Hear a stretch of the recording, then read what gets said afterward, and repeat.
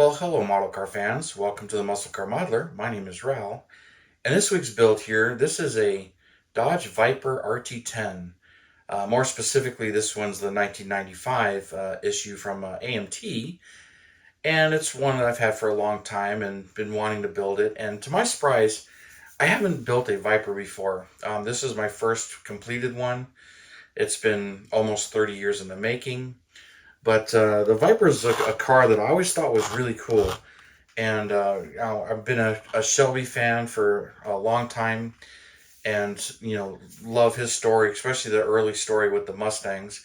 But I always thought the Dodge versions were really cool too, especially the Shelby Charger of the '80s. I just love the blue and silver and blue, and that 2.2 turbo.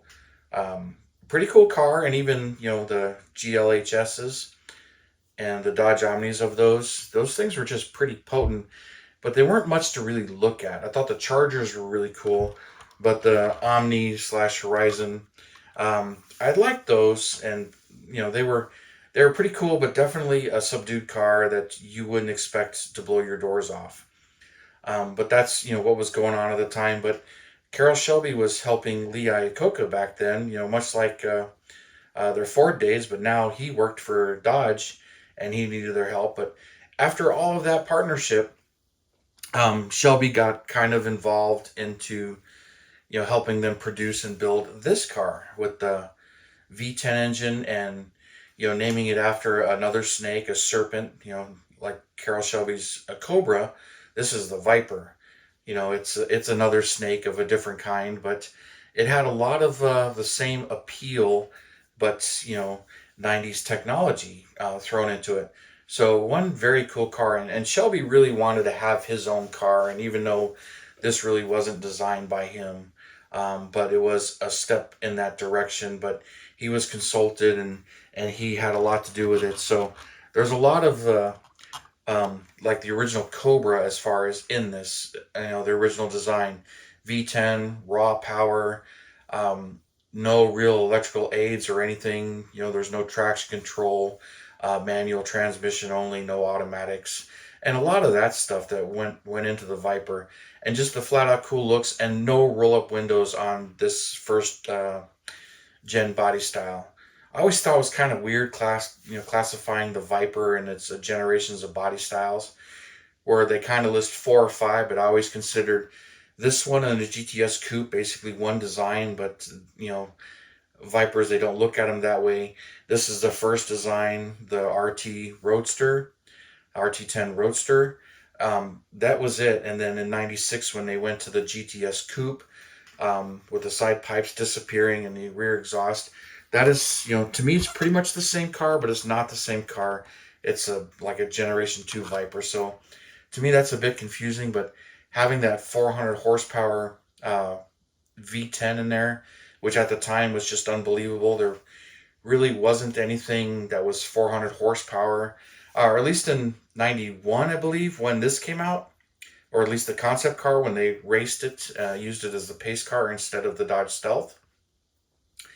That got quickly removed, and they used a couple of running prototypes to pace the race instead of the Stealth. So that's kind of an interesting story right there, with Carroll Shelby actually driving too, doing some of the driving duties in it.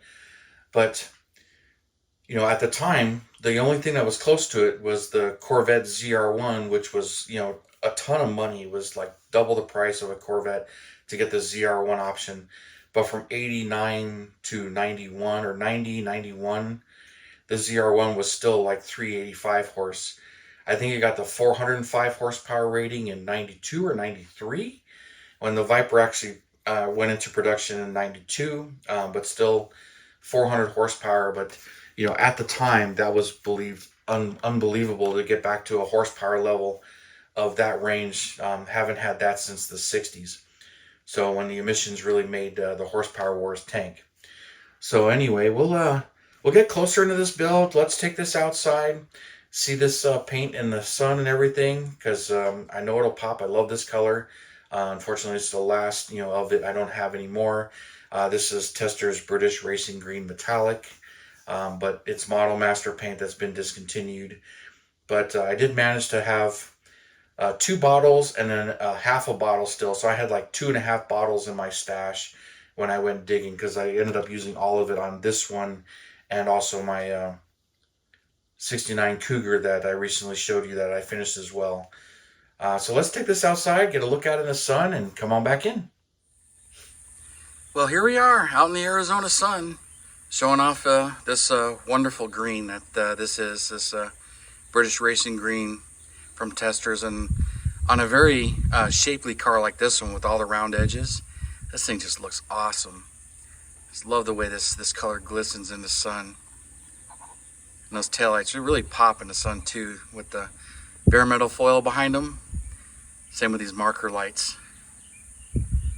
Headlights actually look pretty good. They look kind of weird and out of shape because the lenses are so thick. So I kind of understand why they were smoke instead of clear. I think they would kind of look better, but they don't look real. But even these headlights, they just don't look real. But the taillights and everything, they look great. So let's see. All right, just liking the way that that's looking there. Do around the other direction.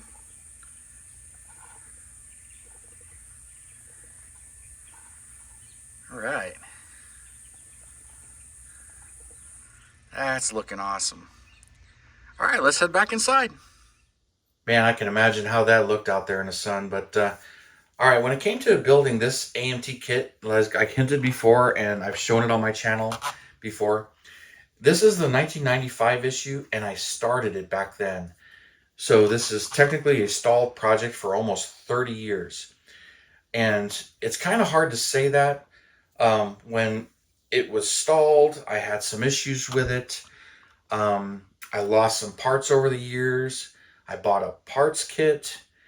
And since I had a whole nother parts kit, I started again with the chassis because there were some sins with that chassis. So I started another chassis. So this is the second chassis technically.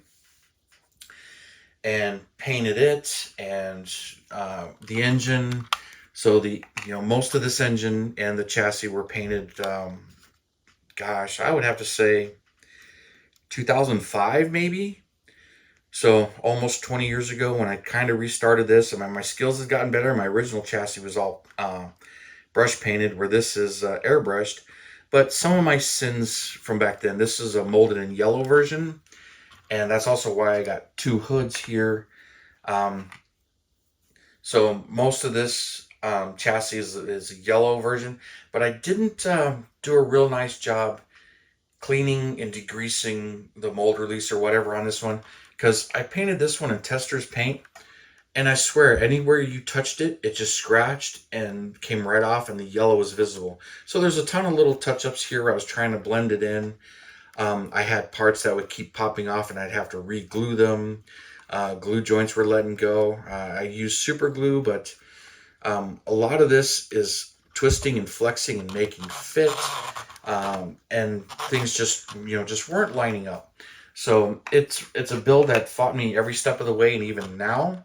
But some of it is sins of my building from back then, not being as careful, cleaning everything, and some like the suspension, getting it all to line up is very difficult, but then getting the body and some of the parts that really tuck in there very carefully, getting all that to line up, and trying not to scratch the chassis and paint. Now, the body and paint work is all real recent. That's just in the past, couple months.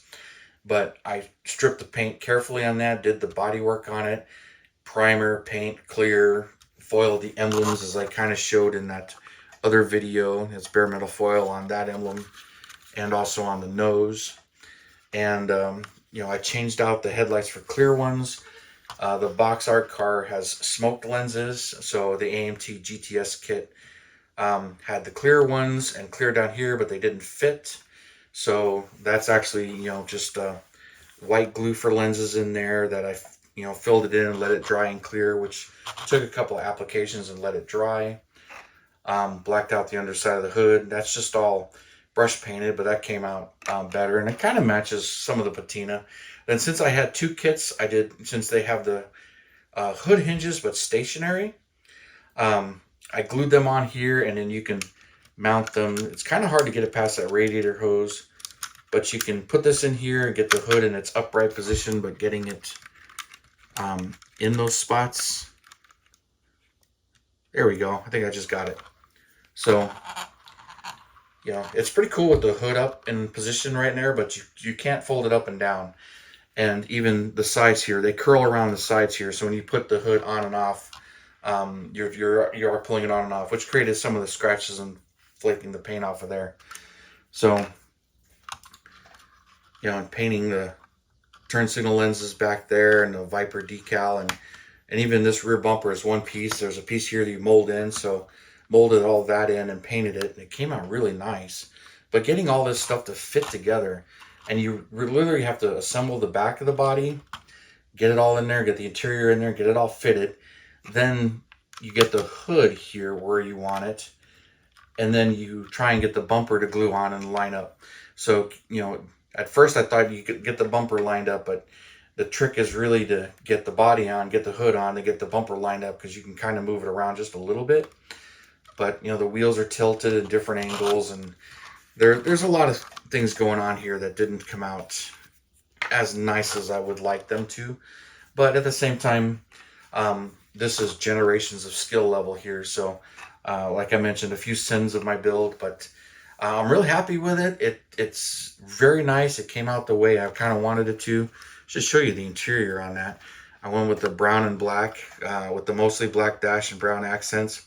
Some of them had black carpet, some of them had brown carpet. I wasn't really sure what to do, so this one I just went, since the whole floor was painted black. But I always knew that I was going to paint this one green metallic. That's how I always visioned it, and it was going to be this color. But kind of glad I had waited and got it done. So I'm real happy with the way it looks. But like this one, it really fought me. So I actually stumbled upon the Revell version of this at a shop for $15, brand new, still sealed. So I was kind of dumbfounded, but I bought it because I was just finishing this up and ran into that kit. And the rest of my Vipers are Revell kits, and the Revell kits seem to go together better for me. That's just how most of them are versus some of these AMT ones. I find them a bit finicky, but the more you struggle with one of these, the more your skills will improve. So I am happy to have this one done, liking the way it is. I know it's not going to win me a show or anything, but I'm still proud of it, and it's done. I keep getting the fingerprints on this massive hood. This is one of the biggest hoods in the industry, especially when you consider, the sides and everything. Virtually the whole front end of the car. I'm not sure, at this point, when this car was made, this is one of the biggest hoods. I kind of like odd trivia like that. Like, I know when the 70 Monte Carlo came out, that was the longest hood ever produced at that time, as far as dimensions, from tip to tip, basically.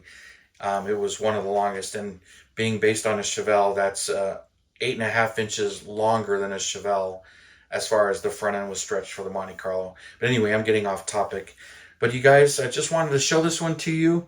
I'm glad it's done, and get another one off my stalled pile, I should say, and off my workbench.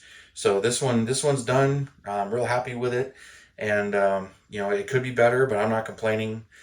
After all, it's really not going to get out and go to a show or anything like that. This is build it pretty much just for me. But now that I got the Revell version, I'll build that one too. But being my first Viper, I'm pretty happy with it.